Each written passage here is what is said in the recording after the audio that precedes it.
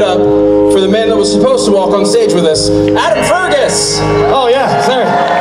Woo! Hi guys. Oh, Wow. You out of breath? Were you running? Yeah. This hosting shit is hardcore. Okay, who we got next? Hey, why don't you go back and see if they're here? Okay, I'll just go and see if they're here. I'm back in a sec. He already poked his head out. Ladies and gentlemen, please get up for Adam Fergus.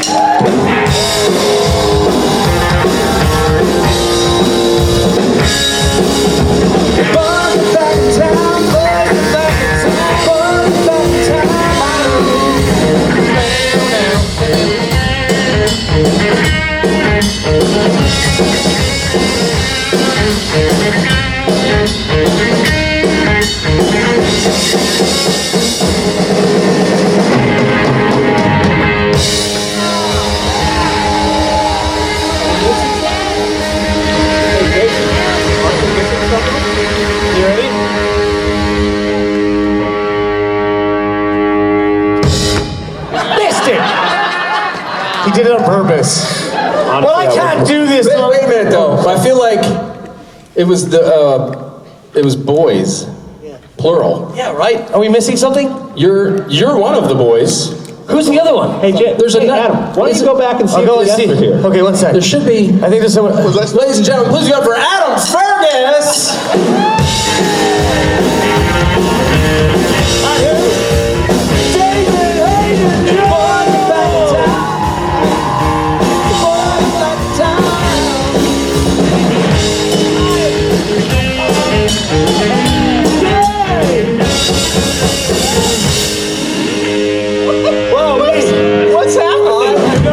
I could have sworn that you were setting up the joke the whole time. Oh. But you weren't. No. Yeah. I was with you. I got you were not with you. Yeah, no. Or with myself. Welcome to the well-oiled machine. I am a yes and kind of guy, Yeah. but I got to know the play. I got to know what the play is. Yeah. I was like, I'm waiting for my name. Do I not wait for my name? I was like, I see where he's going. This is genius. We're going to finish the thing, and then we're going to make the joke, and then he's going to be like, oh, is it me? I'm on. Oh, wait, I need my partner in crime. And then he's going to call you out. But you looked at me with such confusion. And I was like, he doesn't know he's next. That's just and his that face. David is with you. No, I did know I was next. It was just that was a joke. That part was a joke, but then when we didn't call out David, anyway, we come to This is why we rehearse, folks. and we try out new material. Some work, I love it. some don't. That really didn't. Well, hello, Vancouver.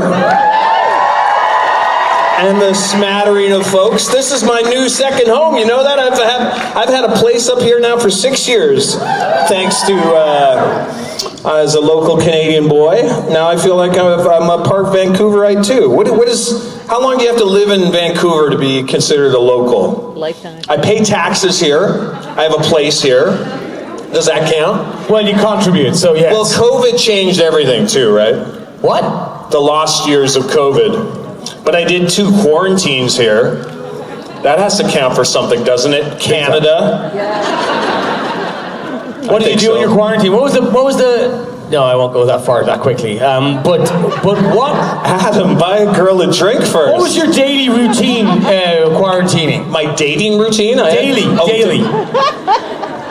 I was like... You're not allowed to date when you're quarantined. It kind of defeats the purpose. Yeah, that's terrible. Did you hear about those guys in Australia? You know, Australia had this really strict regime or strict quarantine rules. If you fly in there, you had to go to this specific hotel. I think I know where you're going with this. But a load of the security guards that were, there, making sure the guys didn't come out of the rooms, started having affairs with some of the more choice ladies and maybe gents in the group, and they all got caught and they all got COVID. That's called prison sex right there, folks. That's what lockdown does. It makes strange bedfellows. Yeah. So, well, speaking of prison, I was in my loft apartment, and it's the big sort of modern thing, and you figure out a way to work out. I did lots of Lego. I had lots of Zoom and FaceTime with my daughter, so that was nice. We would do art parties in the morning, and then some other Lego project at night. That kept me very sane. So would you have a Lego set here, and she'd have the same Lego set in LA? No, we just freeform it. We would just make stuff. We'd be like, what do you want to make now? And so I had a Lego set here that I was going to bring down to her. So that was good. And then, a lot of prison cell push-ups, a lot of yoga. Good. A lot of yoga was really good. I had some good yoga DVDs and stuff on my laptop. Did you get yourself into all sorts of different contortions? Yes. How? What Adam's asking me, right? Can you put your legs behind your head? I can. I can down my own dog, if you know what I'm saying. Namaste, bitches. What? I was going to ask how often did you masturbate, but that brings it to a whole new level. How long did it take for us to get here? I didn't even get to do the poll yet. I didn't even get to do the, do you want a supernatural double entendre panel? Or do you want the Hallmark panel? Which do you want? Who says supernatural double entendre AO3 panel? Winner, winner. Why do I have a feeling I don't even need to ask the Hallmark question? Especially with this mustache. You know what I just... Is that a dirty Sanchez? A dirty Sanchez, how dare you. I figured out my porn star name. It's David Hayden Bones. So basically what we figured out in my... this is for a role, by the way. Large head. Large head. We figured in my meet and greet, what's happening here is, especially with the new humidity of Vancouver, basically, if Magnum P.I., Alex Trebek circa 78, and a porn star had a three-way, that's what's happening. That's what's happening here. Yeah. It looks fantastic. Ah, you're kind. So, wait till you see it in the tux. I really do feel like a old movie star. Like I'll slick the hair back and just be like, dun dun dun dun dun dun dun dun. Do the curtains match the drapes? Have you done the similar thing down below? Are you asking if I manscaped a mustache on myself? Precisely. Jesus. Krista is not easily shocked. Exactly, Chris. That was the one that shocked you, huh? After documenting all of these, that was the one. All right, well, everyone's got their line. And we just crossed it. But so there you go. Honestly, what happens if you go too low on one side, Then you have to compensate? That's not perversion. That's actually a straight question. Are you talking about up here or down there? Well, if you go too low on that side, you can miss a ball. Well, unfortunately, it's Hitler adjacent down here now. It's like, because...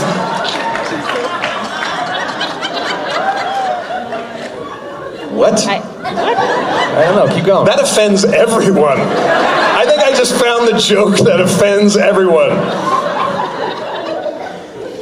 Wow. That's what happens when you get up at 3:30 and come directly to the con, though. This is the first con I flew the same morning as showing up, so I'm a little giddy, a little God goofy. Bless the poor guy. He came No, come on, Angeles. Tell your travel story. Tell your travel story. I went to fucking Germany.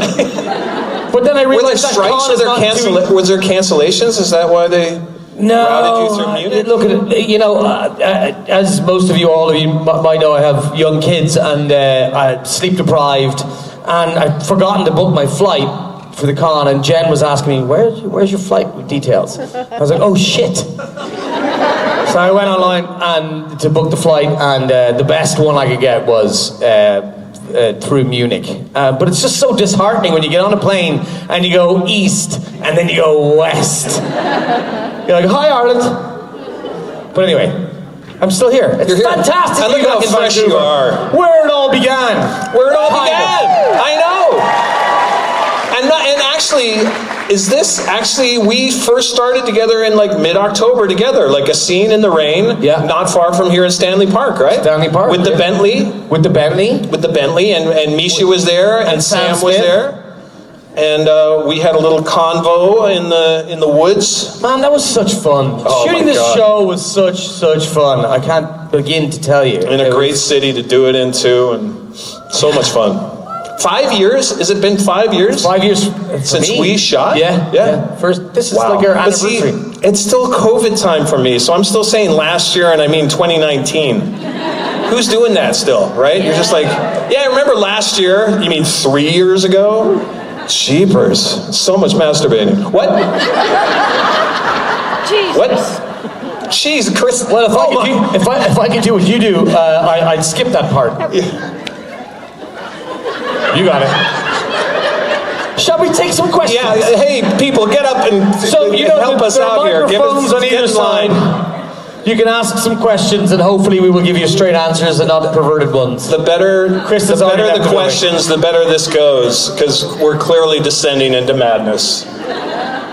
So figure out some wholesomeness. Keep going. Okay. Let's Careful talk what you about wish for. Canadian Hello. facts. How are you? Good, I'm Abby Lynn. Hi, Abby Lynn Haskell. Oh, thank you for saying my full name, David Hayden Jones. All the way from one of my favorite Michiganders. Oh, thank you. It's Michigander. It's Michigander. So in Chicago, I had asked what your favorite, what's your Disney princess you would be. So now I want to know which Disney villains would you be and why? Oh, Disney villain. There's so many. Scar is quite cool. I love Jeremy Irons' voice. Yeah. Scar. There's a myriad to pick from. What about what's your one's name from Ariel or Mermaid? Ursula. She's cool. Is the crab from Moana considered a villain? That's the best song on the album. Shiny. Are you just really obsessed with Moana? Last time you said you'd be Moana. I would be Moana with a mustache. I would be gender bender Moana. Shiny. I'd put the moan in Moana. What? The moan or the mow? Well, spell moan. The moan. Because it actually tracks.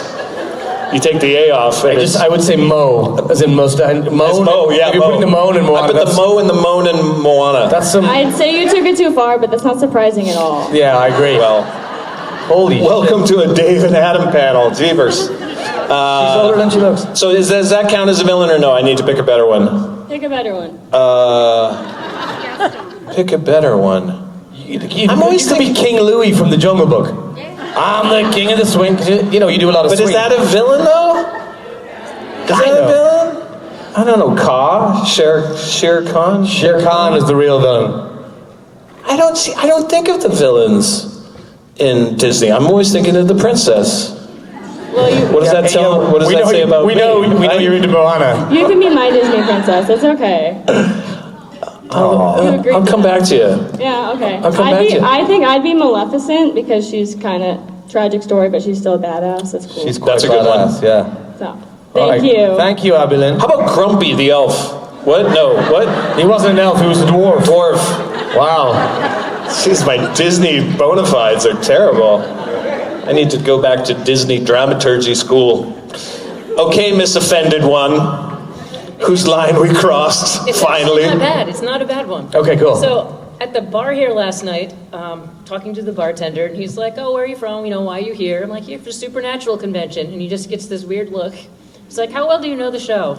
Well, pretty well. Been going for a while. Well, do you remember an episode where blah blah blah? He tells me he was in it. So, leading me to the question, where's the oddest place to you you've ever been recognized? And don't say the bathhouses. I know that's. Wow. The most surprising, strange, Look at you heading us off at the pass. I got recognized just this spring at a Motel 6 in the middle of nowhere in Cochrane, Alberta. You know Cochrane, Alberta? Real cow country up there, legit ranch. And oh yeah, frickin' right there, buddy. I'll frickin' go you after the show, eh? I'll frickin' tune you like a clock, straight shot, one to the upper decks, pally. I don't know, I get all folksy when I'm back in Alberta, right? But she was like, she screamed. So like, this is after she recognized you in your hotel room? No. Oh.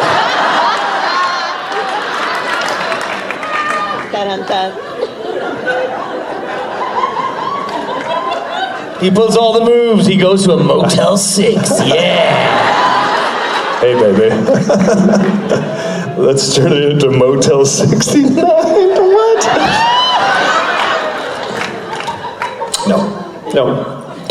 No. This is a wholesome show because this is actually a Hallmark story. So I laid down my ID and she was sort of busy and she goes like, David Hayden Jones! And it's like late at night and it's kind of quiet in the lobby. I'm like, that's me. And she's like, what are you doing here? And I'm like, trying to get a room. I think you as the person behind the front desk would be, but it was super sweet. Like she was like big, she loves all my Hallmark movies and she had to come around, take a selfie and send it to her friends. And so it was just one of those nice kind of fun, innocuous, like, you know, you just realize that you're sort of a friend that comes into people's houses invited. No, stop. You stop. Don't you do it. But you realize the power of like being on a screen and like telling a story to people in their homes. Because I know how much it affected me growing up. Like if I saw John Ritter at a Motel 6, I'd be like, John Ritter! But he'd also be a ghost, because that's not a great example. Too soon? Come on. It's Supernatural. But you know what I mean? Like when I was still starstruck, it's like it's hard to be starstruck because we've worked with so many well-known people. They're just other actors, other humans at this point. How about you? Well, you said no bathroom stories, but it really was. I was at a urinal in New York. Sorry. I was at a urinal in New York in a bar, and this guy walks up to the. Do you know there's like 5 urinals, and he walks up to the one right beside me. They're mostly women. And he's having a pee, and he goes, We wouldn't know. "Oh my God, you're Adam Fergus, ain't ya? This Australian dude." And, you know, I was finished, and I was like, okay, yeah, hi, nice to meet you, man. He goes, oh, yeah, he recognized me from another show I did. And turned around and washed my hands. And then he did the thing where he turned and goes, nice to meet ya. Oh, no. But he was grabbing for your hand, right? It wasn't like... No, he wasn't cupping. It wasn't... He was It was grabbing- that. Okay, because you were going a little low there. I was like, hey. Well, you see... And I thought the opposite. I was like, sorry, no, a handshake. Anyway, hi. You're like, have you ever been to a Motel 6? There's one right in the corner. Hi. How you doing? Hi, I'm Dimitri. Dimitri, nice to meet you. And my question is, you know how you love Mick and Castiel's relationship? Relationship. What is your opinion on Ketch and Dean's relationship? I hate it. Because we all know there's something going on there. Because Dean didn't like me. Like Dean, it took a long time. It took me I had to save his life in order to get him to like me. So I think Mick was quite jealous of that relationship between Ketch and Dean, and the bromance that ensued after he was dead, up in heaven, looking down at David Hayden Jones doing hundreds of episodes of the TV show while I was dead. Really sad. And no one brought me back to life. The end. You gotta let it go, man. Did you ever see Ketch medicate Dean's hole? Like a swab? He created a salve in the forest for Dean's oozing hole. Okay. That's true. That's canon. That's canon. Look it up. Have you ever Look at the episode. Have you ever seen that James Spader movie Crash? Yeah, man. Whoa. Yeah. Have you seen Crash? It's not the one that won all the Oscars. David Cronenberg? It is. It's one of the kookiest. Where they? Yeah. Okay. Anyways. They have sex in people's wounds. Like David Cronenberg, a Canadian treasure, by the way, a wonderful director, a wonderful horror and a suspense director. But that surprises me that a Supernatural crowd, that few of you have seen Crash. Might be a little filmology. We'll say no more, but it's wild. It's good. So was that kind of scene? Was it that kind of scene? No, I was medicating him. I was tending to his wound in his shoulder. Oh, but it was a hole. Okay. That had developed. And it was, So, okay, we're going to just walk away. We're going to walk away. Hi. Hi. I just wanted to say before I ask my question, it's really good to meet you guys. Aww. Lovely to meet you too. Is this your first con? Yes, it is. Welcome to the gang. First timers, by the way. How many first time? Wow. Yay. Welcome post-pandemic, get back to fun crowd. I love it. Right? Yeah, it was canceled twice on us because of COVID. Perfect. So here we are. Yeah, so my question is, was there any pranks on set that you guys either witnessed or like was involved in for other... Lots. Like, this is a question we get quite often, but the show was such a well-oiled machine, and you know, all the shows that we work on in the course of our careers, you know, you get some good ones and not so good ones or whatever it might be, but you rarely, or if ever, never before, would you come across a show like this where you have an equal amount of fun and work at the same time. So all the work gets done, but it's done because everyone gives 100%. And so that leaves a lot of room for a little bit of messing. And also, Jared Padalecki is one of the biggest messers I've ever met in my life. So, and lots of people know this story, so I'll tell it again. It was like my first day meeting Jared Jensen, and I was doing that scene in episode 2 of season 12.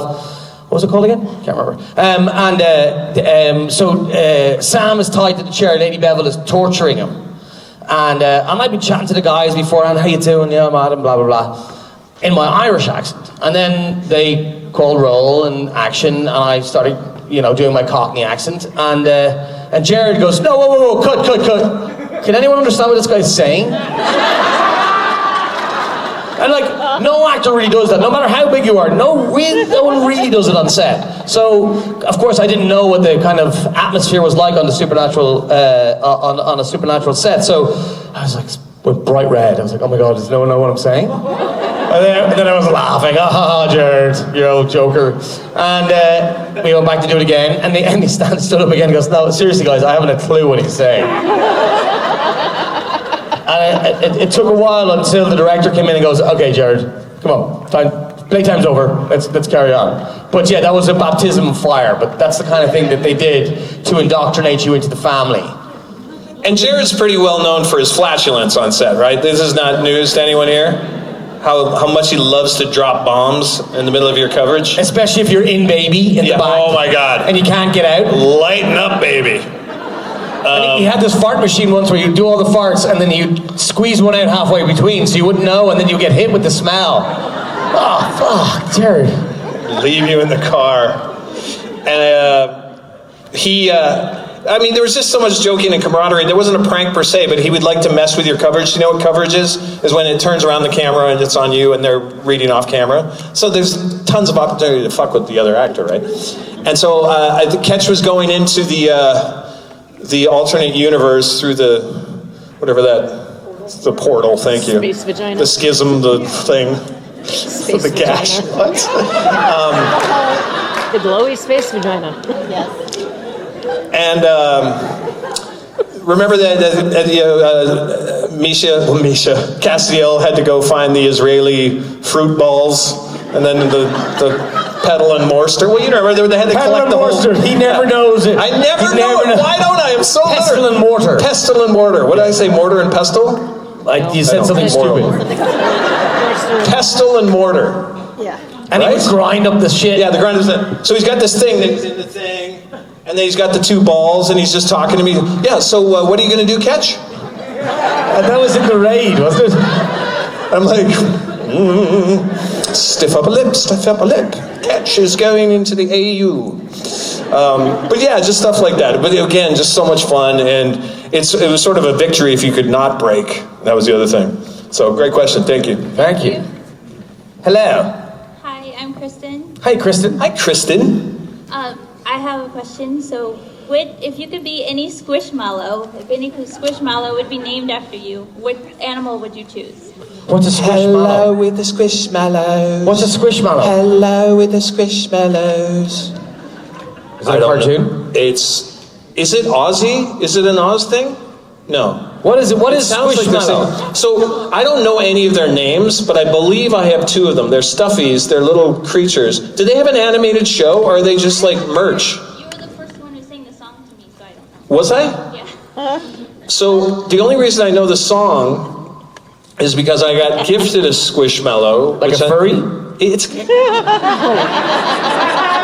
Can you wear it?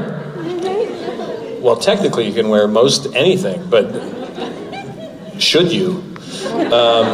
Would you? Could you? In a box. In a car. Spice it up. Would you? Spice it up. That's what I say. So it's a little pink one with a unicorn thing, and it's got eyes. It's like this.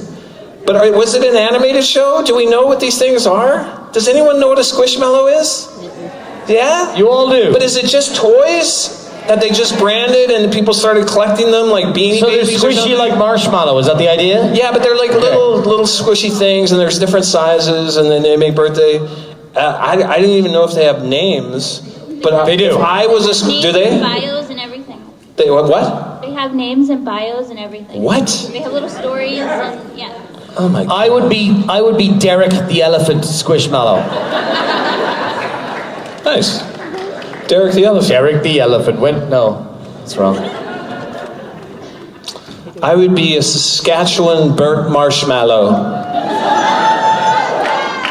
named Keith. Keith the Mallow. Thank you. You're welcome. And we have a little can of Pilsner right here on his hip. Hi. Hi, hello. Questions mostly just for you, David. I was just wondering, will you be dressing up for any of your photo ops this weekend? I will be dressing up for my photo ops tomorrow. I've already had my photo ops. I'll be wearing a very bespoke Catch suit tomorrow. And anyone coming to dinner with me, I will be wearing the tux. So, even though I was kind of coming here on last minute's notice, I shall be a posh, bespoke gentleman. You look like a proper perv with that mustache on. You'd be like something from Hello. Hey, is there something I can help? Yeah. You should have a little... Yeah. Hello. Would you like to buy it? Well, you know the joke every time at dinner. It's like, there's only one thing separating a spy and a maitre d', and it's a dish towel. Yeah. Like really, when you look at Bond, he could just like being chased by the Russians, just go into a French restaurant, towel, and be like, hello. Just blend right in. I'll have a vodka martini. That's right. And stir it. That's it. So the answer is yes. I shall be dressing up and cosplaying myself. Thank you, I look forward to seeing you. Fun. Okay. That's the sound I wanted. Thank you. Hello. Hi. How's it going? Good. How are you today? Oh, are you all Good. right? Men of Letters.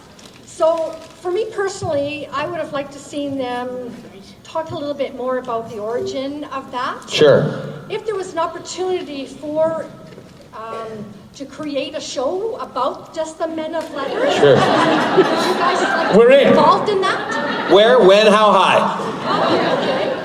Yeah, we've talked about this before, and David has a good one. The Men of Letters from all around the world. So like the Yakuza Men of Letters from Japan. The international, like sort of a Kingsman global Men of Letters. Like what would that unity look like post the crumbling of the British Men of Letters? Like the Colombian Men of Letters and the Japanese Men of Letters, and they form the bond, and you could have this like tight team of administrators going to kick monster ass all over the planet. A tight team of administrators.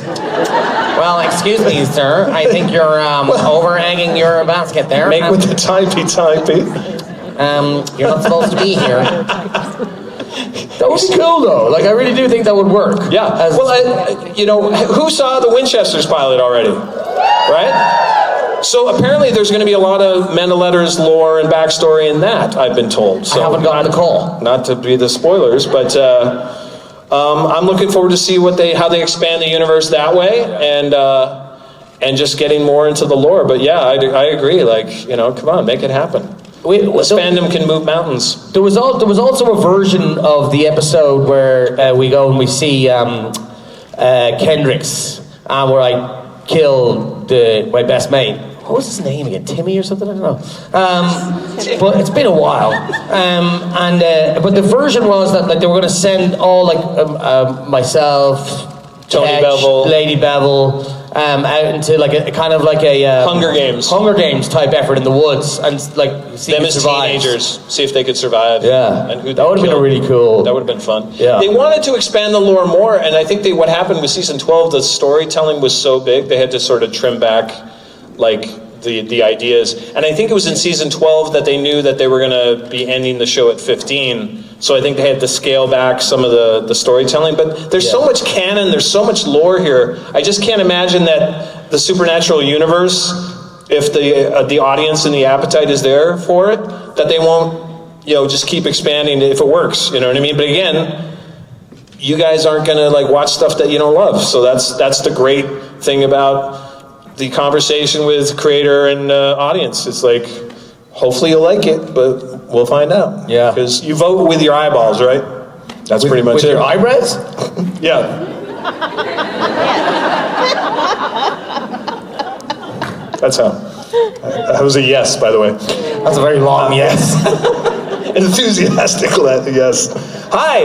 Hello. I finally get to ask you guys a question. And we're out of time.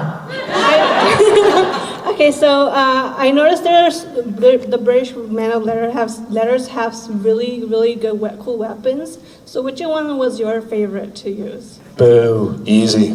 I barely got to shoot a gun in the fucking show. That's right, you were more of an administrator. Right? Yes, I know. Oh. I got to shoot a grenade launcher. And it was a real one. And it was loaded with 1/4 of a charge. So, hey, take it easy. Don't take my thunder. And it was, I got to shoot a machine gun too. That was pretty dope. That was practical too. But the one where I blow up the, was it the FBI? Or some government SUV, right? Where they're chasing the boys? That was all practical. So they timed the explosion like half second after I shot the grenade launcher coming out of the Bentley, and it was only loaded with a 1/4 charge. A 1/4 charge. It's still quite a lot, really, isn't it? Dude, it was wild. And it was like only my 3rd day on set in this show, and it just went. I was like, my childhood dream has come true. The little boy in me was like, fuck it. Look what I get to do! It knocks you over. This is my job! But no, it was like, I pulled it up like this, and it goes, and I was like, whoa. And then you go, and it was real fire. That was the cool, and real glass. You're like, I did that! I got to shoot a gun. Didn't you type a lot? The pen is mightier than the sword. I'll have you know. I'm a pacifist. No, it was a really nice gun that I shot a werewolf, saved Dean's life, no big deal. One and done. It's beautiful, man. Yeah, I think, right? Did I even? No, that was it. Yeah. Oh, yeah, no, I didn't. Was that your big fight scene in the hospital? No, that's when they killed the kid in the hospital bed. The lady's drink free, and she turning into her. I had to kill her, but no, it was. I can't remember the episode. It was when we were in this kind of like there was a big fight scene. We're all thrown around baby, right? Where they have the, and no. It's inside in a hut of some description. Help me out here. Was it girl? Was that the one? Claire. Yeah. With season 12, episode 16. Season 12, episode 16. Do you want to take over? But that was fun. Yeah. I felt like a bit of a man. Masculine type thing. And then I went back and I wrote a really long report on the whole incident. That shouldn't make you feel like less of a man. It's the reports that get you. Oh, it's the damn I was reports. there for ages. God damn. Hello. Hello, Davey and Adam. Hello. I am Carol. Hi, Carol. So my question is, if you could be anything other than an actor on a film set, what would you be? An actor on a stage. Oh. Clever lad.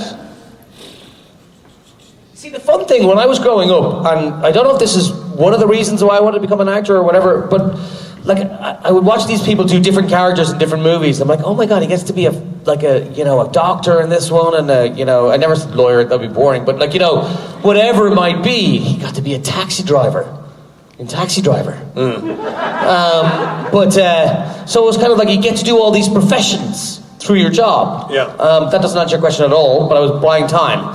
I don't know really what I would like to be. Like, you're an architect. You have a cool poli-sci degree, so I have a maybe degree go in into economics and politics, maybe? yeah. And you love the West Wing, so maybe you might be like a campaign strategist. Would you want to do any of that nonsense? Be a bad guy? Yeah. Be a real bad guy? Go into politics? You know, it's funny because I think we have an obligation to be very aware of our, society and, who's running our country and everything. Like, I think it's and Misha has really, taught me this, that you can be cool and be a politician. And you can be honest and be a politician. And I hope to God at some point he does go in or back into politics. But anyway, maybe so. Maybe I would be like Sam Seaborn. Like Rob Lowe in The West Wing. Yeah, I was just going to say. That so could be cool. something. He was so cool. That's what it's really like, right? Yeah, exactly. Yeah, it's really like TV. Well, my degree's in architecture, so I have an architecture degree. I've done 3 buildings for family and friends, which is really fun. Architecture is kind of a brutal system now. That's one thing that film and TV gets really wrong is the role of architects. It's sort of that old school 60s glamour, swinging, professor, doctor, lawyer. And architects, unfortunately, really ride the fall of a recession and economy. A lot of people aren't hiring them as a single shingle. So you have to kind of be a rock star architect anyways, and that's a whole vanity, ego, politics job to get really great gigs. So I think I'd really like to go back to just being a park ranger that's cool. in the woods, like in the foothills of the Rockies again. I would go back to that job. Just do something something out in nature, like with mirrored sunglasses. And skin tight khaki shorts. Like and shorts, just shorts and knee highs. Yeah. Just talking to people about bears. What kind of bear? I have such a great picture in my mind. I have those pictures, by the way, from those summer jobs I did. Like, I see. Oh my God. Hi. Hello. Hello. My name's Julie. Hey, Julie. Hi. When you were just getting started into your characters, did you draw inspiration from other actors or characters you've seen in other shows and movies? Absolutely, I did. Not to be a ripoff, but when they told me, like the two-handed sentence, because I actually went in as a Cockney kind of biker, kind of more like Butcher, actually, the original, like from The Boys. With a leather jacket, I had a beard, like spiky hair, and they were like, no, like we like what you're doing, but we've changed the character and we're flipping it, so you're the Cockney, edgy, but the bureaucrat. And that catches I was the working class academic, and you were like the posh assassin asshole. So Phil Segrisha was like, here's the two thing. We want like monster Bond. So I want you to be the Bond of Supernatural, but a very high-end posh Englishman.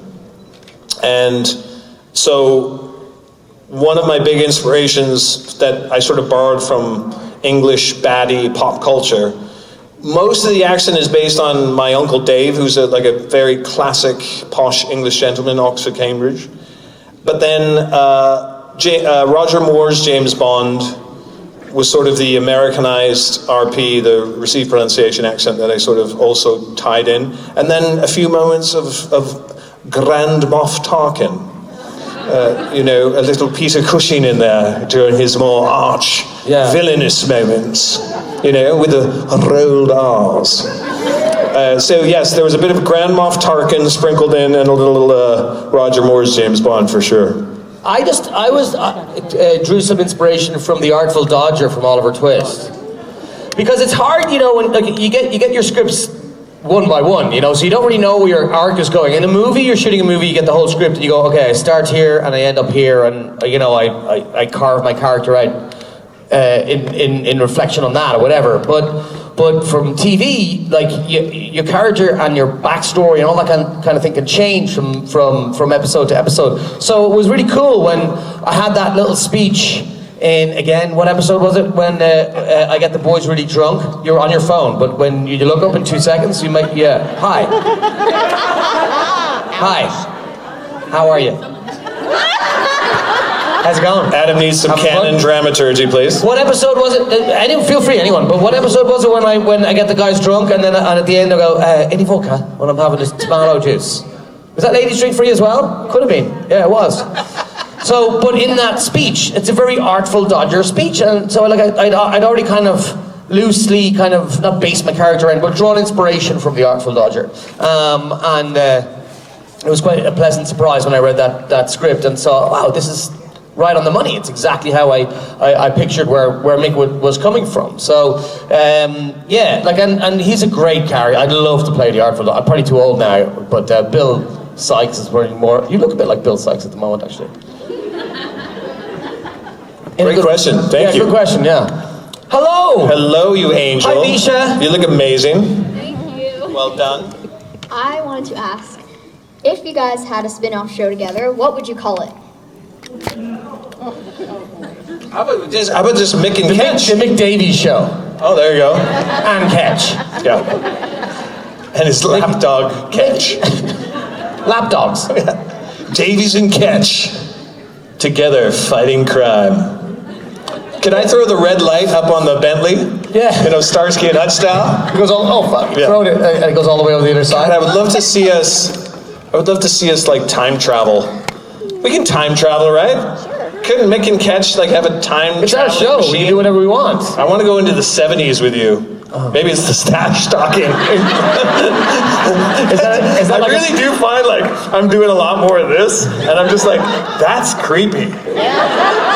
But it feels, I understand why they do it, because you're like, yeah.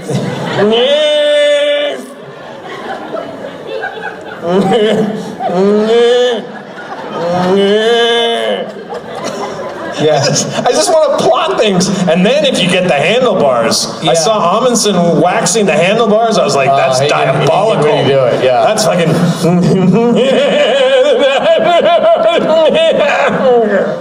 I think you have to make that laugh. You're a different kind of a ringmaster. A different type of ringmaster. Sorry, we can't get to all, but we'll be back here tomorrow. Yes, I'll be in the suit. It's the last time in Vancouver, so let's party it up, y'all! Thank you, Vancouver! Boom, boom, boom. Ladies and gentlemen, Adam Fergus and David Hayden Jones. That's it! Thanks, guys!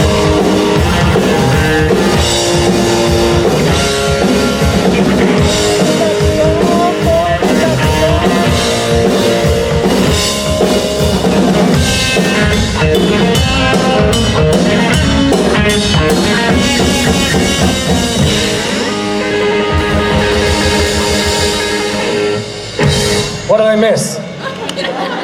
Thank you guys for, that was a wonderful panel. We didn't even go back to the green room. We just sat in backstage and were mesmerized. Really? Yeah. That's amazing. We always do that when the boys are back in town. Well, okay, that's it for the night. Hope you all had fun. Could I ask one question before we bring out our next guest? This is just oh shit. How many of you have never been to a Supernatural convention before? Quite a few. Okay. You think myself and David Hayden Jones were bad? If you're sensitive in any way, shape, or form, plug your ears, but stay, because these women are the badasses of all badasses. Ladies and gentlemen, welcome to the stage, Briana Buckmaster and Kim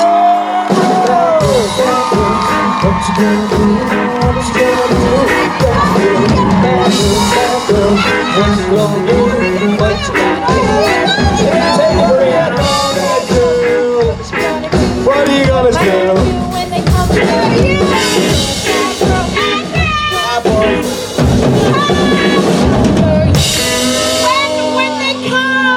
Come on, you.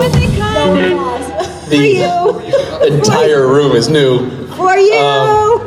And I love that bit so much. It's Saturday Night Special. You have to know. This is a bit that Jason, Kim, and I have been doing for a very long time. Everybody backstage is like rolling their eyes. They're so fucking sick of us doing our shenanigans on stage. The joke is that you guys don't know it's a bit. That's why we laugh. Now they do. Well, Yeah, it's, they do. They know. but they need to. They need. You don't have to stay here for this. Okay, We're sorry. fucking around. Bye, Go away. everyone. Go eat dinner. You guys love enjoy. You. I love you. Go eat dinner. Go eat dinner. I love a man's Buckmaster bit. Yeah, but the thing is, you need to be a little more fucking grateful because the bit Let's start this panel off like that. Yeah, You need to fucking grateful. Be grateful. Because the bit it replaced was throwing furniture at the audience. That's true. And we can bring that back. They know it was true. We did. We kicked over furniture. We did. Yeah. Yeah. Because we used to back in the day, when these started, we didn't want any fucking chairs because we had lots of energy. Pace. And now we're senior citizens. Now I'm leaning on it because I don't remember which way is up. Okay. Yeah. That's right. Kim has had a lot of coffee today. Had so much coffee. A lot of coffee. But And she's just okay. In the middle of recently this sugar. panel, she'll fall asleep.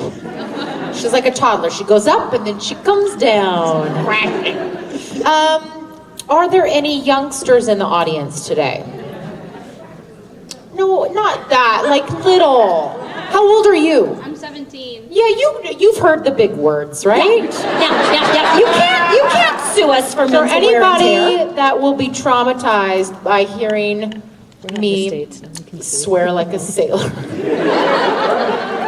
Great, we're all friends then. Fabulous. This is why I'm starting to feel like this is why Porncouver didn't go over so well all those years ago. Was anybody at Porncouver? Okay, great. Okay, Kim and I were talking about that last night. We're like, remember, because we said, just so you know, and I say this as a Canadian audiences are quite reserved. They're quiet. They tend to kind of laugh and applaud when it seems like an obvious time to do it. And it's not a negative thing, it's just they are polite. They're very, and I vouch for this because of all the cons we do. We come to Toronto, we come to Vancouver, and the audiences are always the nicest audiences.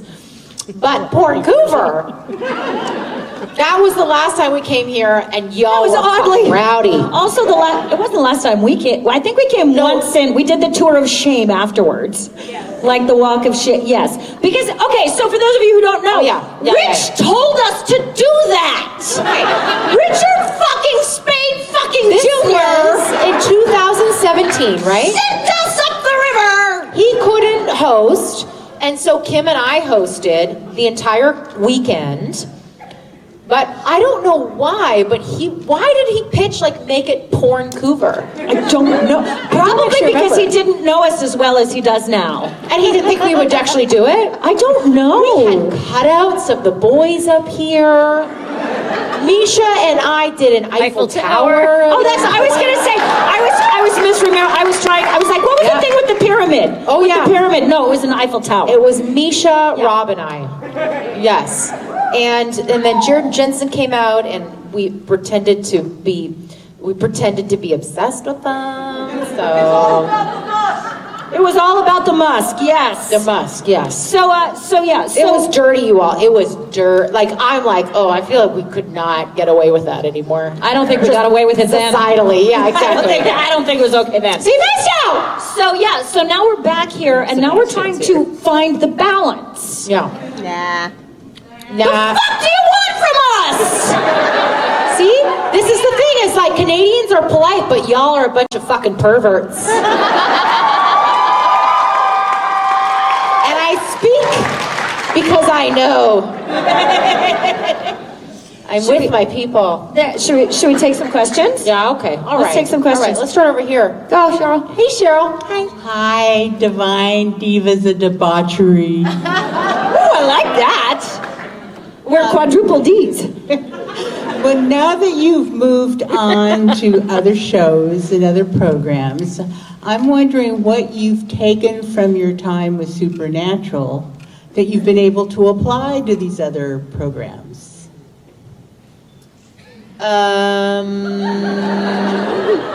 Taken from Supernatural and applied to other programs. I mean, I apparently took everyone that I worked with. I like that. Me. Yeah. I like that. I like the connections, the people.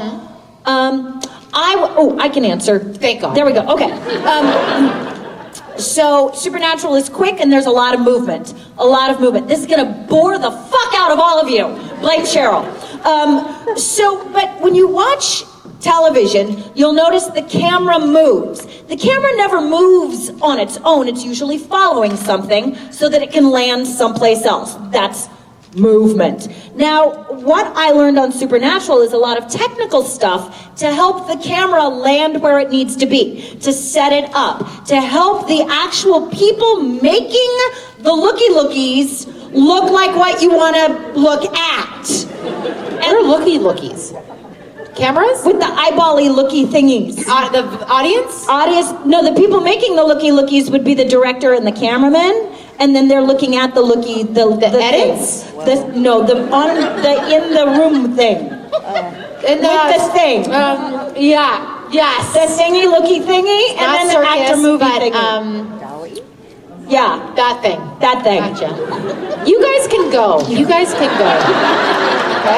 Bye You're now. welcome. Bye-bye. My brain has a lot of feels and no words. And that's why they don't let Kim drink coffee anymore. But just the basic skill of helping set up a shot is stuff that they don't teach you in acting school. You're busy trying to, at most hit your mark and have feels while you do it. Maybe remember your words. So that was something that I was able to take from Supernatural, and it was greatly appreciated bringing it onto Kung Fu. Because there was one scene where we were moving the entire scene. And it only took us 3 takes because the other actor and I were able to weave in such a way that the camera never lost both of us, ended up where it needed to be, and we were always seen. So just the technical details of what we do, I learned a lot on Supernatural, and I'm very grateful for it. So thank you. Does that sort of answer? Yeah, well, that's what I'm... You wanted an emotional, feely thing, and I didn't deliver. No, it was the technical, because you guys did a lot of work, like you were out in the woods. I did an Aikido roll last night at the PJ party, and apparently I still can do one. Oh, you're amazing. I am less so at doing somersaults we're talking about. I am not, this will surprise most of you, I am not an athlete. So I cannot do things with my body. I can do some things with my body. But,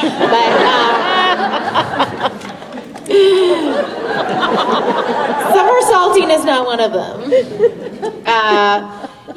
I think that my time on Supernatural, technical stuff aside, taught me how to be confident in my skill set.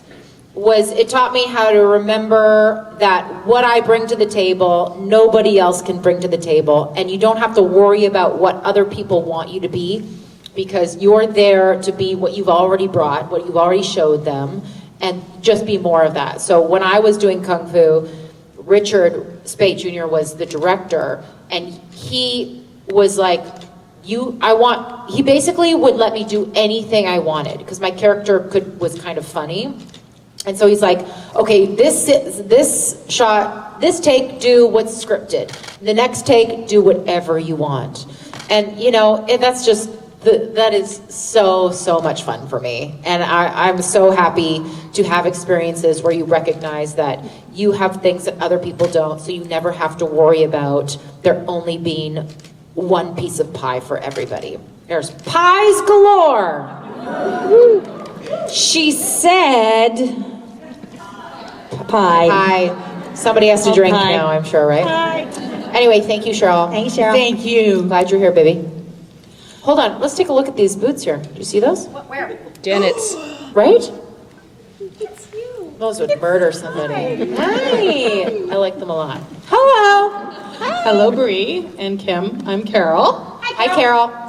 First of all, Vancouver was fucking awesome. You can stay. Everybody else, see you later. Bye now. And I have to say, you guys look fabulous today. Thank you. So my question is, have you heard anything, or is there any plans for a certain little show called The Winchesters? It's on the air. It got picked up. They're kicking ass. As far as I know. Yeah, they're fucking kicking ass. Well done. I met you lovely ladies on the show. No. Not that there's no way we would be on it. Doesn't exist but yet. It's tricky because we played human characters on Supernatural. So I mean, you could always, I suppose, bring back a great grandma Donna or something, but nobody has spoken to us about that. No. But we don't know exactly where Dean is and what timeline Dean is in, so it's... I have not seen it, but I have heard it is not from... I also have not seen Supernatural, so I am not going to understand what the fuck is going on. But somebody tells me what's going on, I'll go, okay, and then immediately forget about it. If somebody from the Winchesters was like, hey, do you want to come on the Winchesters? I'd be like, sure, what do you need me to hold? I have no idea. I'll do whatever, man. All I'm just happy is that you guys are happy. That's my only concern. If you guys are happy, you guys are enjoy, you know, our friends are successful, that is my priority. Perfect. Thank you. Thank you. Thank you. Hi. Yeah. Oh, sorry. Hi. If you had to eat at a fast food restaurant for the rest of your life, what would you choose? Did you just ask if I had to eat at a fast food restaurant or if I had to be at a fast food restaurant? If you were a fast food restaurant, oddly enough, I think I might be able to answer. Huh. I'm close. I'm down to 2. Okay.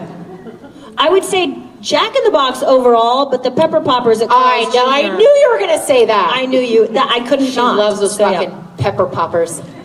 Those cheese Pepper Poppers, right? God, they're the Carl's Jr. Them. It's just... We went on a road trip once and we had to pull over and get some. True story. What would I be? I don't know. I guess I would be an A&W. Oh, thank you. Is that a Canadian thing? Yes. Oh, we have. You have them? Yeah. She said no. Delicious root beer. Thank you. I take credit for it. Did you say eat or be? Eat. Eat. She Oh, did say eat. Yeah. I don't know. I guess A&W. Not a big fast food fan. I have eaten it on... I'm always just like, take me to a grocery store. I'll make my own fast food. That's how I roll, because I like food. And generally, fast food, I'm always like, it never looks like the picture! It really upsets me. It never... See, if I had a popper of my own, like a version of the popper, I'd always be happy, but I'm always disappointed when I go for fast food. Well, and to be fair, a bad pepper popper is a sad I have thing. seen Kim with a bad pepper popper. You've experienced my reaction to a bad pepper popper. Highly disappointed. It's so disappointing. Now you take me to an ice cream parlor, Mama will always be happy. Thank you very much. Thank you so much. Thank you. Now I'm hungry. Hi. Hi. Hi, my name's Dimitri, and my question is because Donna and Jody don't have a lot of episodes together, if you had an episode where it was kind of filmed as Sam and Dean, but it was Jody and Donna, what do you think it would be about? Have you seen Wayward Sisters? You haven't? I've heard of it. Go, right now. Go. Well, Wayward Sisters was a backdoor pilot that was going to be a spin-off starring Kim and I and some other wonderful actresses. And so that's my answer. Thank you so much.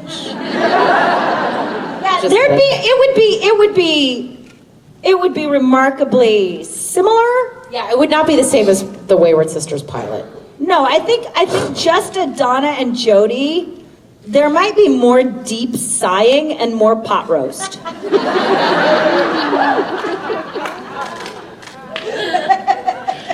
it be great if there was an episode where it was like, it was Wayward Sisters, and then one episode where as things were happening, it was a full episode, lots happened, but all Jody and Donna did was sigh.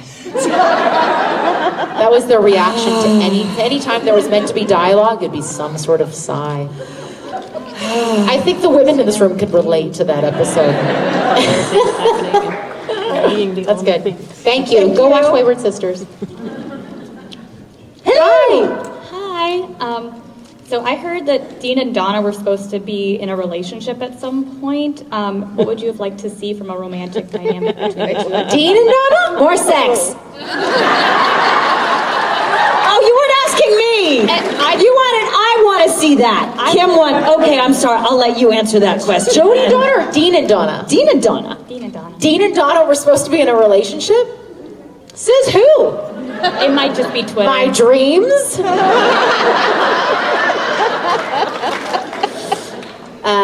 Sorry, what was the question? A lot of sweating. A lot of donut work. Yes. A lot of donut work. A lot of donuts, not a lot of clothes. What do you want from this answer? What do you want? You want me to get pervy? You want me to get weird? Well, it would be in the shed. Dean would be very jealous of all the posters of the mustached men. There would be post-coital snacks. Maybe it would happen because Dean had to grow a mustache to go undercover for something. And like, Donna he was walks like, in, they "Ooh." don't even notice. They don't even know. It's just he walks in with a mustache, their eyes meet, and music plays. And then there's a slow motion, and one of these. Yes! Yeah. Very 80s. And then Jody walks in and just goes,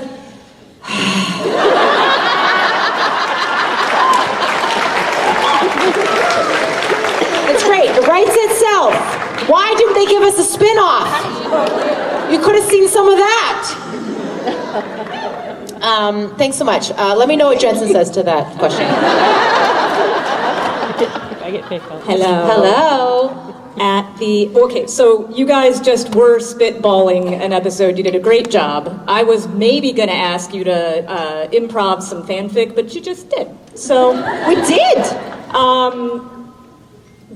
We had talked last night about me pitching some ideas for getting the Wayward Sisters back on the air somehow.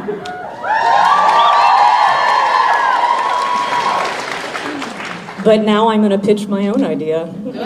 Yeah. You both like to sing. Have you ever did you see Rockstar Supernova or Rockstar in Excess? Either one of you. It's a reality TV show. Don't know what I don't think I've seen either. Where you compete to be the lead singer of, for instance, In Excess. Oh, In Excess. Yes, that was disturbing. That was it was a bit. profoundly and so deeply long was disturbing. Because you're both singers, I've had this idea for Rockstar Supernatural, which isn't directly on ice. A supernatural on ice. I'm in. You know, the word supernatural appears in a lot of places. It doesn't necessarily have to do with the CW show. This is a show on which two cops go undercover and compete in a reality TV show where they want to be the lead singer of a band. And what they're actually investigating is the other contestants who might be supernatural creatures. I'm in. Give me a contract. Great, I'll write it up. Great. Thank you so much. You're hired.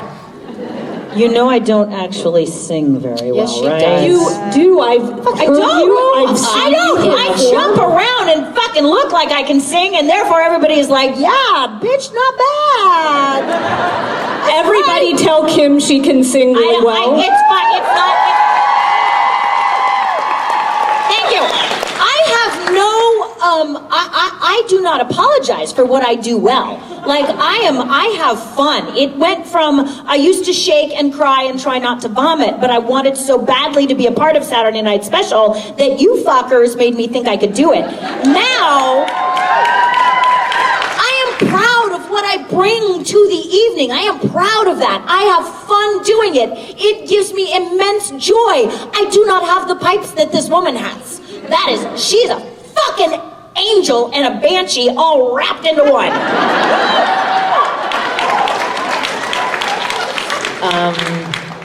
I kindly disagree, but thank you very much. And I think that's a hilarious premise for a show. Thank you. So on the show then, Kim, your character would be comic relief and you would just be a terrible contestant. I'm in. Yes! Yeah, it'd be funny. Everybody would be like, why is she doing here? Right, maybe, and everybody would think I'm the supernatural one because nobody understands why the fuck I'm still there. Should be there. Hello. It's because I'm fucking the director. Hello. How else are you gonna get ahead? It does, yeah, right? I was wondering if your character suddenly felt the need to start hunting monsters again. Do you think they're more likely to team up with Ellen Ripley fighting xenomorphs or Sarah Connor fighting Terminators? Who's the first one? Ellen Ripley fighting xenomorphs. That's Aliens. Aliens. And then Terminator. Terminator, yeah. I'm going to go with Terminator because I'm claustrophobic and the idea of being in space scares me. I'm going to go with Aliens because I feel like Donna would be able to talk them through their problems and they would be friends with her. Oh, and you know what? I have to change my mind because there's a cat in space, so I'm going to space. Good for a cat. Thank you very much. Cats win. Thank you. Hi. Hi, my name is Luciana. Kim, I grew up watching Disney Channel. And I'm not paying for your therapy. No. Next question. That's a valid response. But my question for you, I've seen a lot of like videos and like stuff about how like the comparison between your like mother figure for Sam and Dean versus your actual like biological mother for the brothers in Sweet Life. I was wondering, like, did you have any like things that you thought were similar or different between those two characters? They are exactly the same. There's just a 3-foot height difference.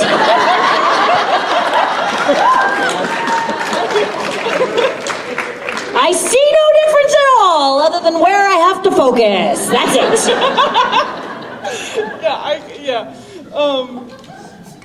I mean, that's it. I wish I could expound and give you more, but lovely, smart, rambunctious, blonde brothers getting in trouble.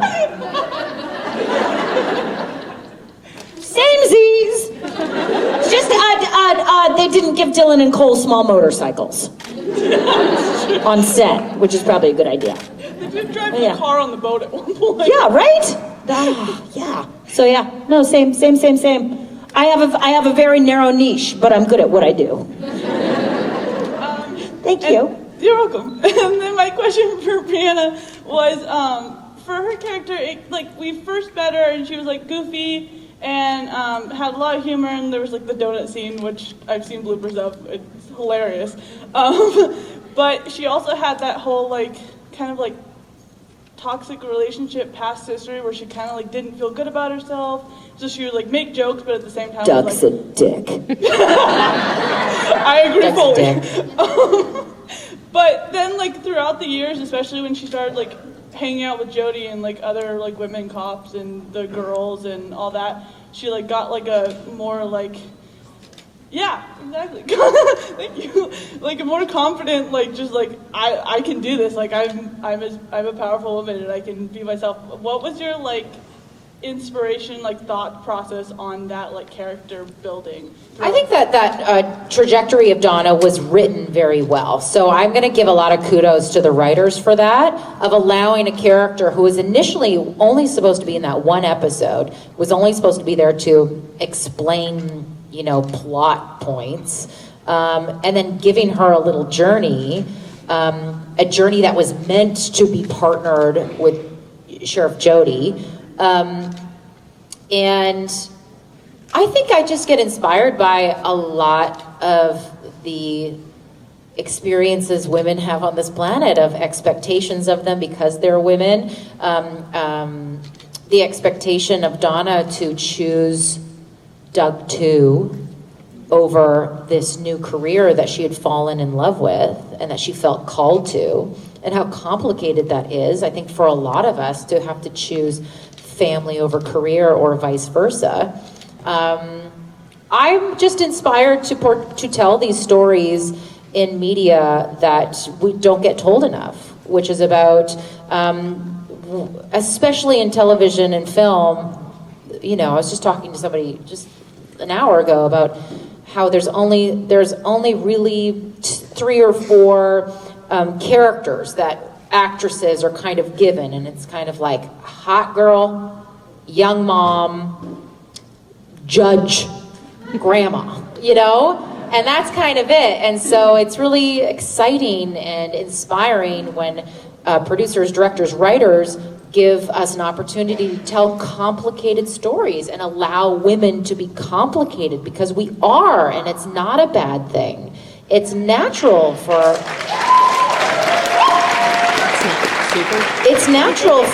life to be hard and confusing, and it's not meant to be a negative plot point. It's great to just go, this is a relatable life experience of this person moving through the world. And so I feel very grateful that I got to tell that story. Thank you very much. One of the other things that you did that I love, that resonates with me so much to this day, is point out the fact that when a woman is not a size 0, she is not inherently deeply sad about her existence, and the goal is not necessarily to be a fucking size 0. Woo! And so when the character consistently is like, oh, I'm just sad, Briana finally was like, nah, we're done with this. That's not how this fucking character works. And that's not how people need to see the character work. And I love the fact that that statement you made has an undeniable impact on how we view women and how this community knows that, like, yeah, my goal is to be fucking happy. And whatever this is, it is allowed to be sexy as shit.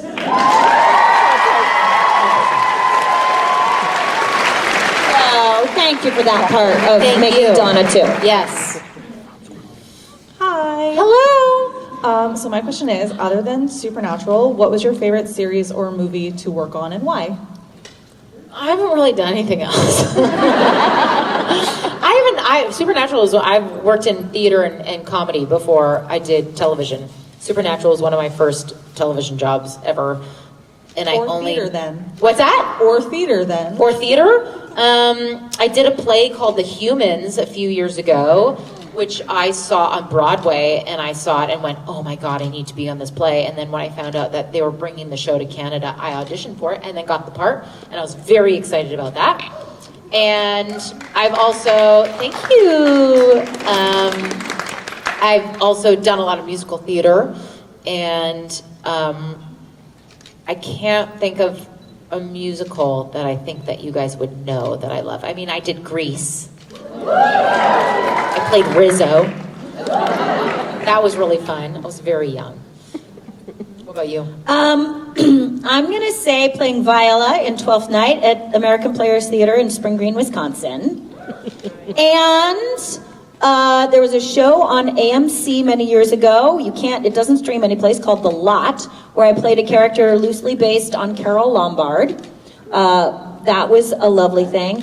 And then recently, I did a music video for a certain band that you might get to see at some point. And that was special because it was the first time that it started organically. It didn't start as a job. It started as my friend fucking around and me asking if I could play too. And it turned into this really cool thing that you'll see at some point. Cool. Thank you. Thank you, Annie. Hi, my name is Marianne. So my question is for both of you. There's a bit of a difference for like each of you, but my question is, do you have any tips and advice for any newcomers in the industry, whether cast or crew? And Kim, considering like disabilities, not like being told a lot, you can't do this because you have that, because I'm not on the spectrum too, so I just advice about. Nobody told me I couldn't do anything because nobody knew. And it's not my job to reveal my diagnosis so somebody else feels comfortable or can tick off a box. So fuck that. That's a very good point. It's not my job to argue for my limitations. If they want to discuss representation with me, I am open to discussing that, but I want it to be a discussion about the entire fucking thing, not just like, yeah, you can cast me because I fit your outline of whatever the fuck you're looking for. So no, I haven't had that experience of being told. And just in terms of advice for newcomers into the industry, I don't know. I started the industry 30 years ago.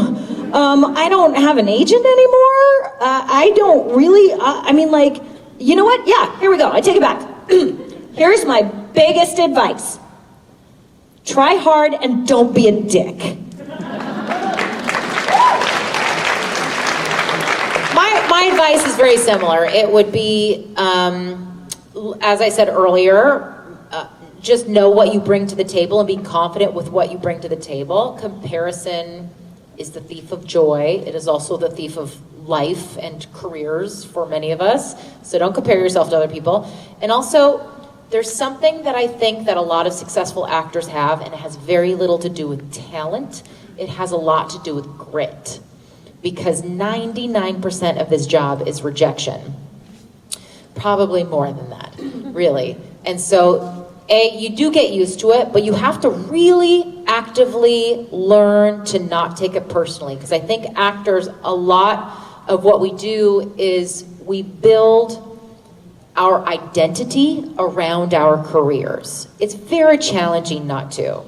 Because, as I said, so much of what we bring to the table is us. And that's what people actually will see on the screen, and that's what people win you over. So if you go to an audition and you're bringing yourself to the table and they go, we don't want that, it's very hard to not take that personally. That's kind of your job. And it is my experience that the less you take personally, the better you do. Because people sense that about you. They sense a confidence in who you are and what you can do, and they will want to work with that. So my advice would be to stay gritty, and that is something that will see you through. And I think that applies to all careers, really. Thank you. Good luck. Hello. Hi, Kim. I want to say thank you for your, first I want to say thank you for the cameo you gave me. Because of that, I had so much confidence that my mom is finally cancer-free.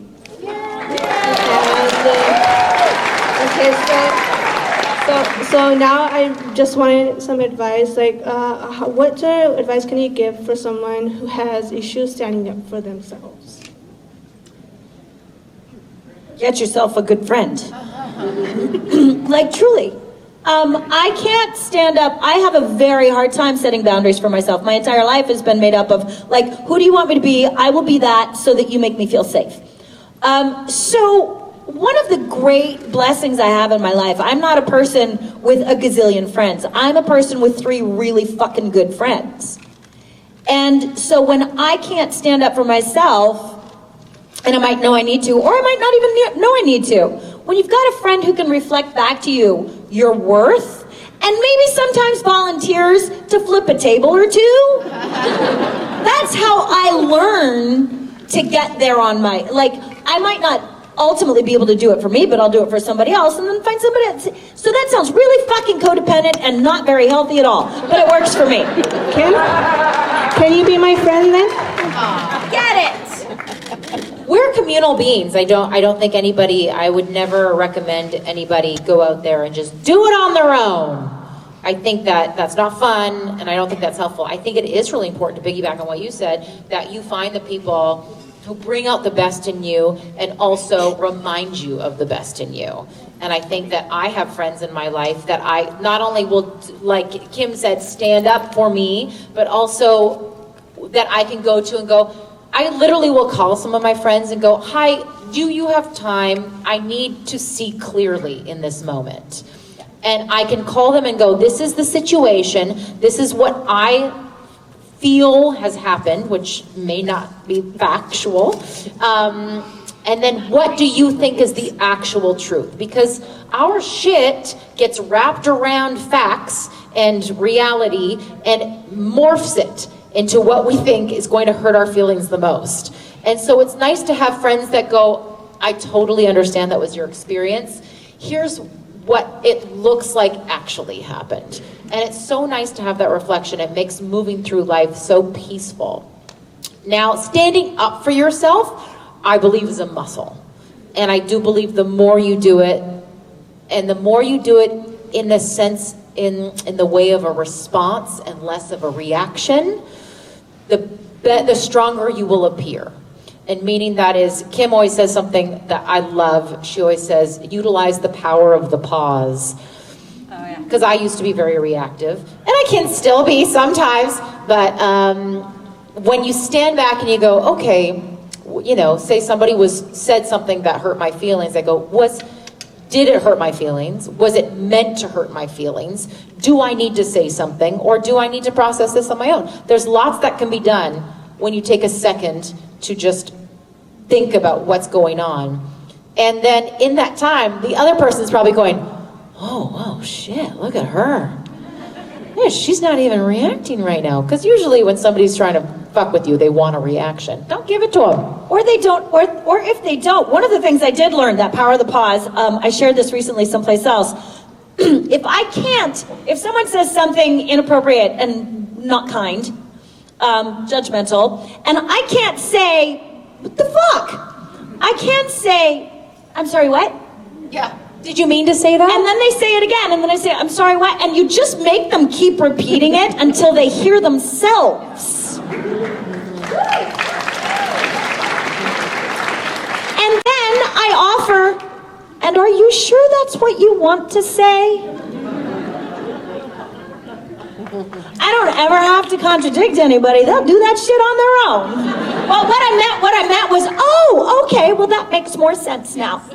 Thank you. Oh, she's like, I'm out of here. Hello. Hi. My name's Jordan, and I also grew up watching Family Channel. And I was wondering. It's like Disney Channel in Canada.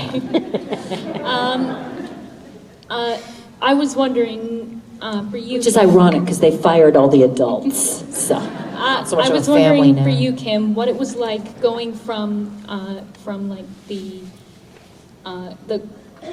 comedy, family-friendly, sweet life to like the set of Supernatural. Like, what was that like? The differences between those? Well, I had 5 years to get used to doing another job. So it wasn't like I was, oh God, it also is a very different, like doing a sitcom, you're on a set, you've got 3 or 4 cameras, you run it, you find your camera, it's a very rote thing. Whereas a single camera, you are running it over and over and over and over, and you're in an environment that is 3-dimensional and the camera's moving around, so it's very technically a different thing. But also emotionally, you get used to playing different characters. Like they write different words, and so I have different feelings. And I'm really grateful that has happened. But I've never really been the kind of actor who gets stuck in one note, and that's the note I need to play. I started on a soap opera playing a psychotic cat burglar. So thank God we've all moved on from that. I want to see more of that. Well, I wore the coat this weekend. That's where the coat came from. Yeah, that's the psychotic cat burglar all coat. Together now. Yeah, I get it. And I actually had to do an Aikido roll over a bar in that the coat. Yes, and high heels. In a soap opera. Yes. What soap opera? Another World. Oh, it sure was. Woo! Thank you. Thank you, honey. Wait, are we good? You look like you had more. I was also wondering for Briana what it was like going from theater where it's very, where you only have like the one chance to do it right in front of the audience, to where if you mess up, you can try again.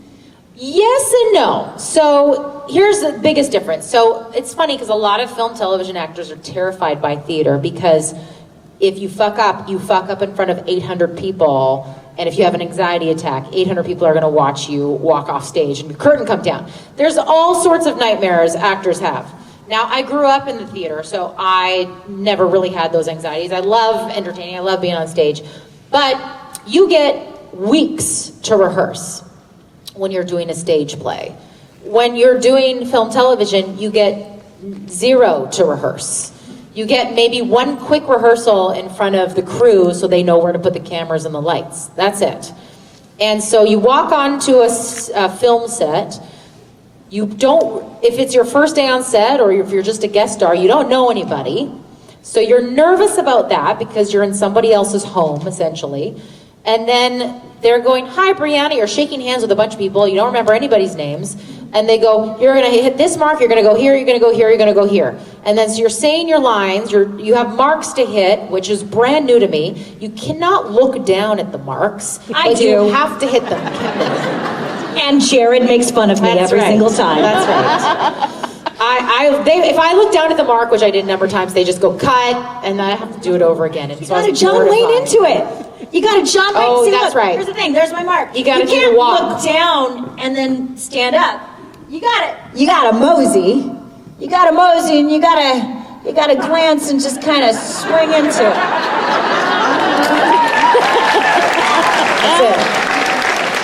See, I don't think Donna is much of a mosier.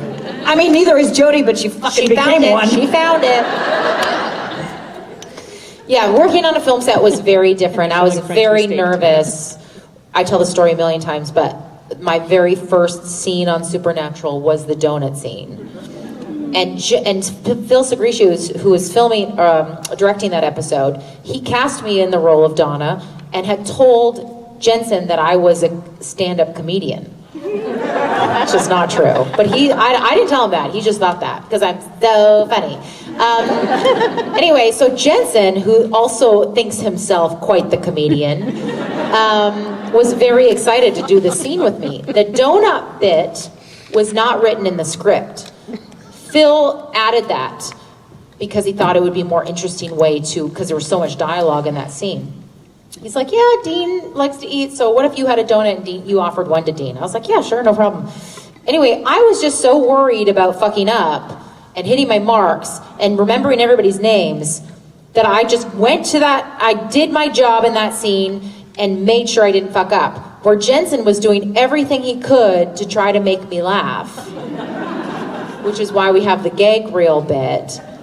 But he was just like, "Oh my God, this woman is so professional. She is not laughing." In the meantime, I'm just going, "Okay, his name is Phil. His name is Jensen. You have to hit this mark here. You have to go here. Do not fuck up Brianna. You will be fired. You'll never work again." I was 6 months pregnant at the time. Yeah, so it is very, very, very different medium in many, many ways. But I love them both.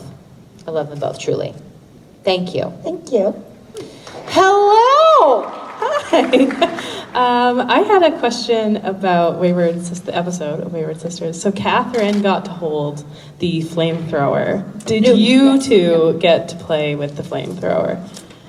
No, I don't think so. I don't think so. It wasn't part of our firearm trainings.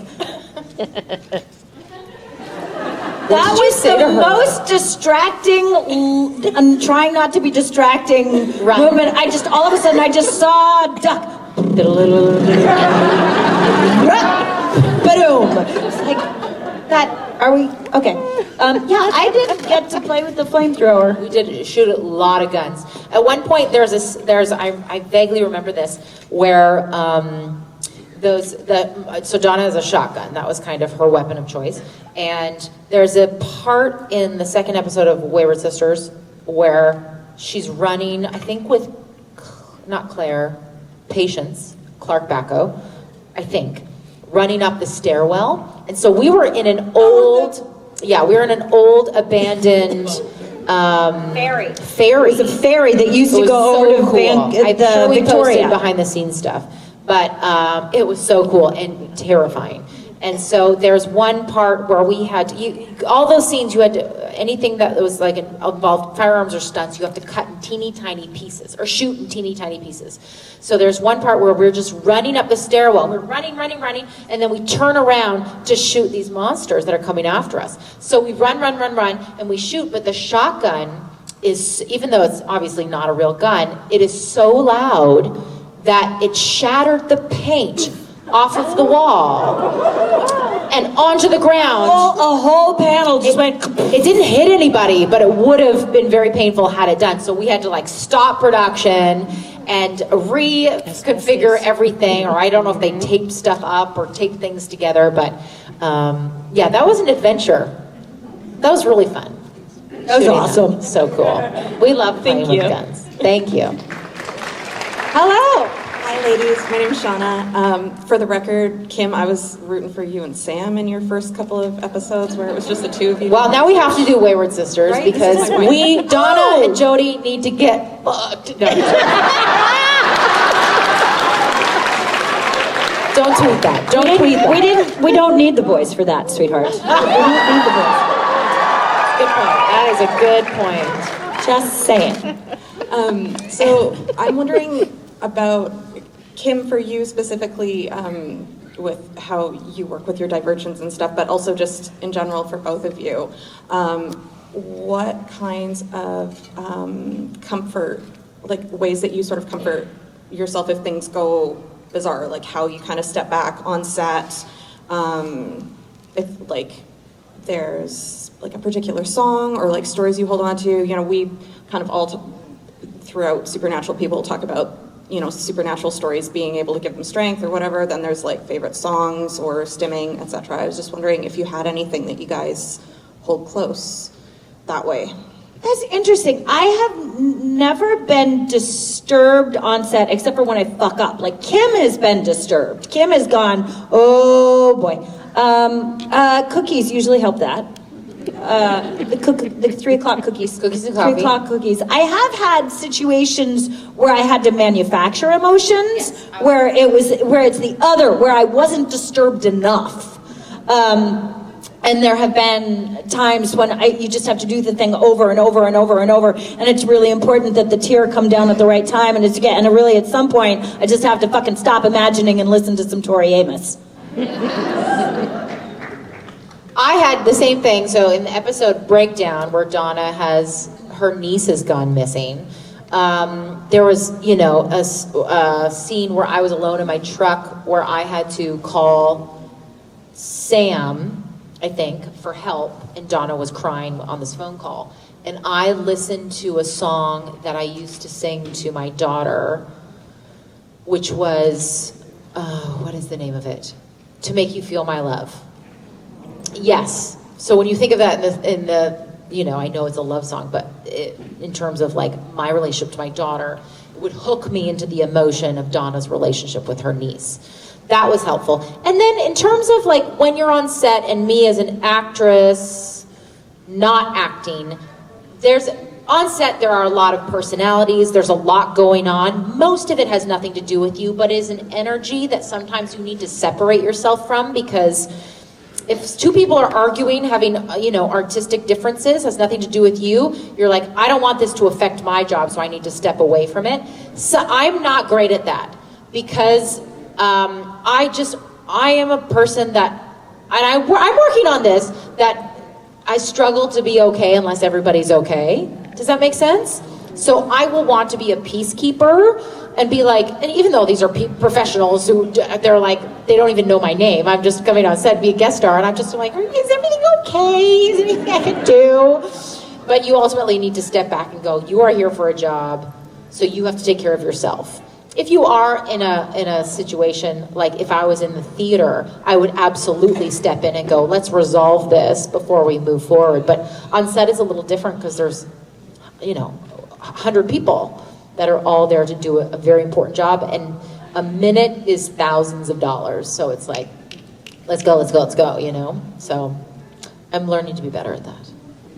Thank you. Hi. So obviously, you know, we're all big fans of Supernatural, and Supernatural is like one of my comfort shows. But the other show that I've been watching a lot of recently is Our Flag Means Death. I don't know if you've seen it. It's a pirate show. And somebody has. Yeah. But yeah, it's a pirate show, and they've been talking about like adding more female characters and stuff. So my question is, if you were to be cast as pirates, what would you think your role on the ship would be, or anything interesting about your character? Well, I would wear an eye patch, and I would drive the boat. I would drive the boat. I think it would be funny if I had a rotating pet. Oh, it's always something different. Like just I'm always like there's a parrot, and the parrot, something horrible happens to the parrot, and it breaks my heart every single time. Yeah. Like every single time. Like I love this creature, and so like then there's a monkey and something awful happens to the monkey, and that's again. And so is then this like show a comedy? As the show goes on, like I pick like a thing that can't like I tape a rock to my shoulder and something happens to the rock. I think there was just you see my tender heart. But and I will like lay human beings open. But when it comes to the animal, I'm like, no, we gotta because that is actually me. In real life. Yes. So I think that is something that I could bring to the not at all. I'm just talking out my ass. Oh, I think it's great. It sounds like you've seen it. I didn't even know it was a comedy. I assumed it was a drama. Oh no, I did too. Right. I gotta check it out. If that character shows up there, you tell them they owe me some fucking money. That's right. Trademark, copyright. Yeah. Thank you. Intellectual property. Hello. Hi. Hi, I'm Abby. Hi, Abby. I just want to say first, thank you for being like such strong women for me to look up to in terms of like I never had the best relationship with my mom, and so I really appreciate having like strong women that can actually inspire me to be like, hey, you can be a badass. And I know, Briana, you said at another con that earlier this year that not everyone is going to like you, and there are pieces of you that are wild, but if that's wild, so stay wild. And that really encouraged me. I almost put it on my grad cap. I just want to know, what is one of the greatest encouragements that anyone has ever given you to, like something that really meant a lot that you needed to hear when they said it? Most of the time when I talk to Kim Rhodes, honestly, she's like a walking TED Talk.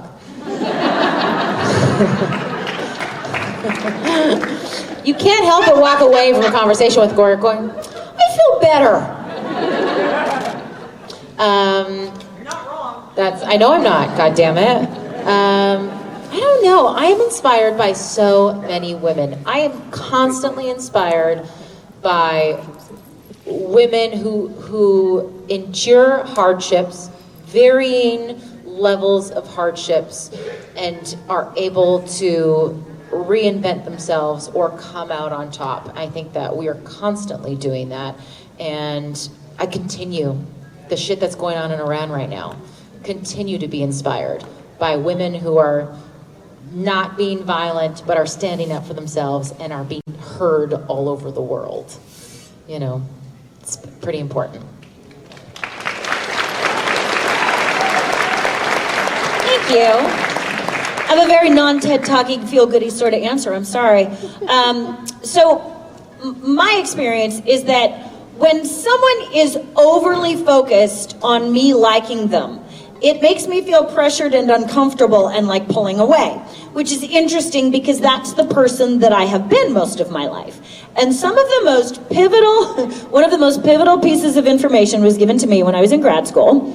And it was by someone who loves me very, very much that I loved. And we were doing this exercise where you stand in front of your grad class and everyone says one positive and one constructive note. Right? And my dear friend Kevin said, Kim, what I love about you is that you're so present and kind and enthusiastic. My constructive note was, we would all like you a lot more if you just didn't try so hard. Devastating, right? But fucking true. Because I actually wasn't being nice, I was being an emotional extortionist. I was like, I'm the puppy that if you kick me, I'll blow up, so love me! At least that's what I assume was their experience. I think it's safe to say. So that was really useful to me, is to remember, why am I being kind? If I'm being kind, if I am being of service, if I am doing something so that you fill in the blank, whatever it is, then I'm doing it for the wrong fucking reasons. I am allowed to be a selfish asshole. I am kind because it feels good to be kind, and then I drop it and walk away. Because ultimately, I get to do shit for taking care of me. So that was advice that really served me well. Thank you. Thank you. I know they're back there, but they're still letting us take questions. Hi. So I'm going to be in a play, a musical actually, at my school. What musical? Mary Poppins. Woo! And so, Briana, as somebody who's done a lot of stage plays, do you have any advice for that? Because this is like my first play ever. Is it your first play and your first musical? Yes. Okay, you have got to protect your voice. Your voice is your #1 instrument. I was constantly losing my voice, which is probably the reason that I don't do musicals anymore, even though I love to sing, is that musical theater actors are like fucking athletes, but they are paid 1/100th of the salary. But you have to constantly take care of your voice, because you will be speaking to the rafters, to the back of the room, and one show in, you will get tuckered out. So you have to take care of your entire body, which includes your voice. Also is to make sure that you have fun with the other actors on stage. It's great to do theater because it feels like you're part of a company. Because you are, but we're part of a company of players, which is like, this traveling group, even if you're not traveling, where you get to really, play together on stage and just enjoy it. Enjoy it. It is so much fun to be on stage. And break a leg. Yeah. Thank you. Kick some butt. Hi, guys. Hello, gentlemen. Well, hello. Hi. How are you? It's great. How was it? So good. Were they good?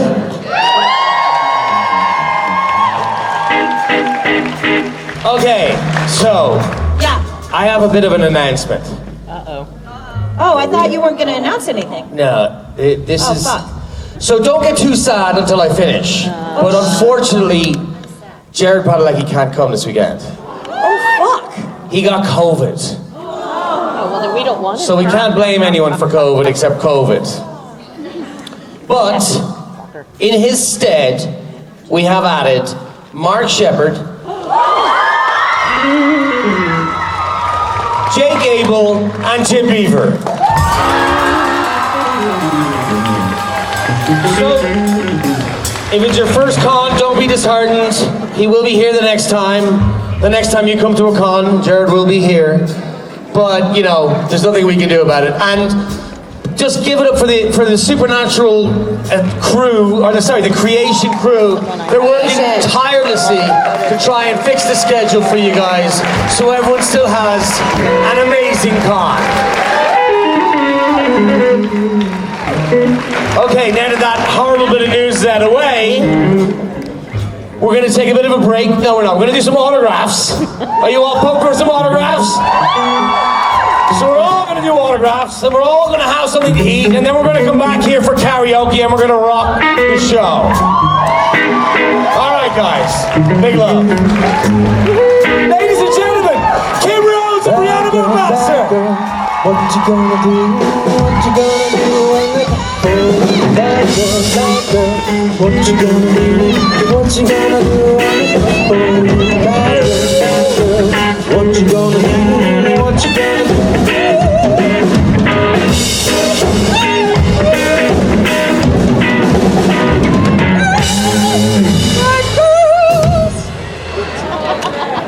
And we're done. Steph, do you want my mic?